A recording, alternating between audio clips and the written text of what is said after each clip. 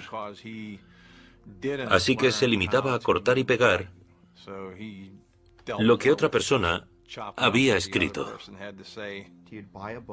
Se compraba un libro, lo llenaba de comentarios y lo enviaba por correo a alguien que pensaba que podría estar interesado en lo que él había escrito. Que garabateara The Case for the UFO y lo enviase al cuartel general de la Marina es típico de Allen.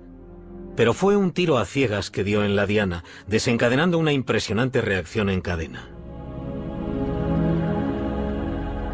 La Marina llamó a Jessup por casualidad. Jessup conservaba las cartas. Los dos hombres, fuera de servicio o no, decidieron reproducir el libro, lo que generó el rumor de que el libro con las anotaciones circulaba entre las personas más poderosas. Y después Jessup se suicidó. Robert Gorman concluyó que el experimento Filadelfia no era nada más que un fantasma. En 1980 publicó un artículo en la revista Fate titulado Alias Carlos Allende, en el que revelaba que el nombre era Allen, no Alien. Descubrió lo que cuesta matar una leyenda. Envié preguntas a diferentes e importantes personalidades relacionadas con los ovnis, gente que dirigía revistas, y lo que recibía era más que una simple evasiva. Casi me ponían en la lista negra.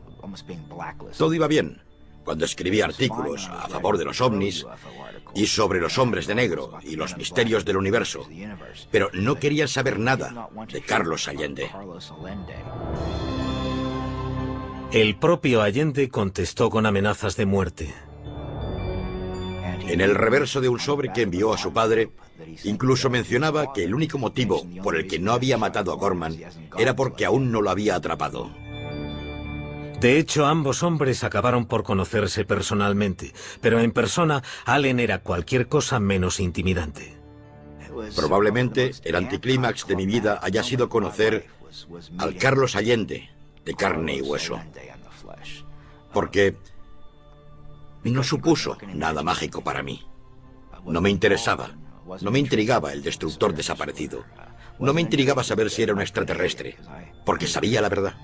¿Fue el descrédito de Allen como testigo presencial el final del experimento Filadelfia o realmente ocurrió algo en 1943?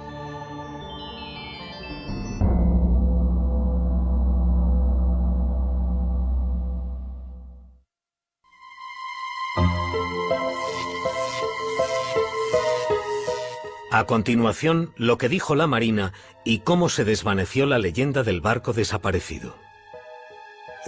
Nos pareció que lo que esos chicos decían sobre volver invisible un barco era hablar por hablar. Verano de 1996, 53 años después de haber estado supuestamente involucrado en un experimento sobre la invisibilidad, el USS Eldridge vuelve a desaparecer. Desde 1955, el buque de guerra ha servido en la Marina griega bajo un nombre nuevo, el Leone. Pero los oficiales griegos no saben dónde está.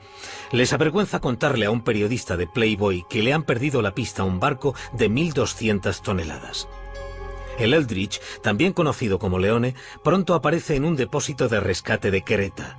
Su más reciente desaparición se ha debido a un error burocrático, no a un experimento ultrasecreto. Su última aparición es en la revista Playboy, antes de que lo desguacen con sopletes y lo vendan como chatarra. ¿Pero qué tienen de ciertos los rumores sobre un experimento ultrasecreto durante la Segunda Guerra Mundial? En esa época había la tecnología necesaria para volver algo ópticamente invisible. ¿Encontraron la manera de teletransportar un objeto de un sitio a otro instantáneamente? A principios de los años 40, en cierto modo se habían puesto en marcha técnicas de invisibilidad. Iban desde simples pantallas de humo a un ingenioso plan para camuflar los aviones que en clave se llamaba Yehoti. Proyecto Yehoti. Se equipan dos aviones con faros sellados en las alas para iluminar la silueta del avión a cielo abierto. Tuvo un relativo éxito. La Marina consideró todas las opciones para esconder sus barcos de los submarinos que los rondaban, incluso el truco de un mago llamado Joseph Dunninger. El señor Dunninger, para obtener más publicidad, dijo que podía hacer invisibles los barcos de guerra. Convocó una conferencia de prensa para demostrarlo. y dijo que, bueno, no tenía un barco de guerra y que, por supuesto, no cabría en una sala de hotel, así que haría desaparecer una foto. Y lo hizo. Hizo desaparecer la foto del barco de guerra. Los militares se enteraron y fueron a verle. Y le obligaron a decir que no, que realmente no tenía ningún modo de hacer invisibles en los barcos de guerra. Pero mencionó que había un par de técnicas que le rondaban por la cabeza que podrían hacerlos un poco más difíciles de ver. Lo que les dijo se mantuvo en secreto, y Dunninger se lo llevó a la tumba. Otra práctica naval pudo alimentar la fábrica de rumores, una técnica para esconder a los barcos de las minas magnéticas llamada desmagnetización. La desmagnetización es un método en el que se ponen cables en el casco de un barco para hacerlo invisible a las minas magnéticas. Siempre sabíamos que iba a haber desmagnetización, porque recogían todos los relojes. Cualquier cosa que dijera la hora, lo recogían todo, y lo dejaban en tierra para que el campo magnético no estropeara los relojes. Durante la Segunda Guerra Mundial, la Marina tenía una zona de pruebas poco conocida en Chesapeake Bay. Cualquier buque de guerra equipado con un equipo desmagnetizador les habría visitado. Y cuando un barco tenía un equipo de desmagnetización, se usaba en esa zona para ver si hacía contacto con alguno de los puntos de control o no. Y cuando pasaba y no dejaba ninguna señal, se consideraba que el equipo de desmagnetización funcionaba y se dejaba marchar el barco. La Marina sostiene que la fuente original de la leyenda del barco desaparecido fue una exageración del proceso de desmagnetización. Nos pareció que lo que esos chicos decían sobre volver invisible un barco era hablar por hablar. Y la invisibilidad de la que hablaban era la invisibilidad magnética para la desmagnetización.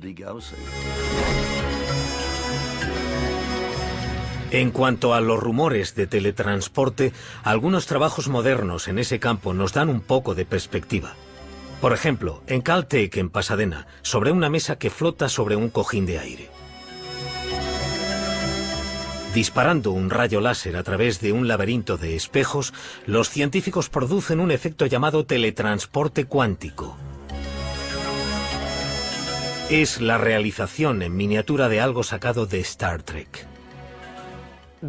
Es algo tan fantástico en este momento, científicamente hablando, que está casi en el campo de la ciencia ficción. Sin embargo, los científicos solo han conseguido teletransportar partículas subatómicas llamadas fotones.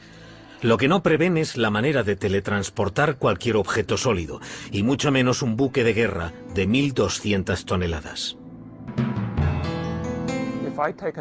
Si cojo un estado arbitrario de 300 partículas cuánticas, solo para escribir qué es ese estado, necesito más información que partículas hay en el universo. La idea de teletransportar un sistema material de cualquier medida está muy lejos de las capacidades técnicas de cualquier futuro previsible. Hay un pequeño pero intrigante punto de contacto entre el teletransporte y la historia del experimento Filadelfia. Se dice que fue Albert Einstein el que ideó el experimento, y el teletransporte cuántico utiliza un principio que Einstein llamaba acción a distancia, que es una misteriosa interrelación entre objetos distantes. Él fue el primero en señalar la existencia de ese recurso en un artículo de 1935. En un contexto totalmente diferente, no para usarlo como teletransporte. En realidad lo había sugerido como contraejemplo de la teoría de la mecánica cuántica. Aunque él no lo pretendiera, la teoría de Einstein se convirtió en una de las inspiraciones del teletransporte cuántico. Los hechos demostrables que hay en el experimento Filadelfia son muy pocos. Y aún hay algunas preguntas sin respuesta. ¿Por qué la Oficina de Investigación Naval se interesó por un libro sobre ovnis que contenía la historia de un barco de la Marina desaparecido? ¿Y por qué se suicidó el autor de ese libro en el momento en que iba a revelar todo lo que sabía? La historia del experimento Filadelfia ha sobrevivido al descrédito de su creador, Carl M. Allen. Ha vivido más que el propio Allen, que murió en un asilo de Colorado en 1994. El misterio y el mito continuaron evolucionando. Conservaba las cartas. Los dos hombres, fuera de servicio o no, decidieron reproducir el libro, lo que generó el rumor de que el libro con las anotaciones circulaba entre las personas más poderosas. Así que se limitaba a cortar y pegar lo que otra persona había escrito. Se compraba un libro. Pero fue un tiro a ciegas que dio en la diana, desencadenando una impresionante reacción en cadena. La Marina llamó a Jessup por casualidad. Jessup lo llenaba de comentarios y lo enviaba por correo a alguien que pensaba que podría estar interesado en lo que él había escrito. Que garabateara The Case for the UFO y lo enviase al cuartel general de la Marina es típico de Allen. Y después, Jessup se suicidó. Robert Gorman concluyó que el experimento Filadelfia no era nada más que un fantasma. En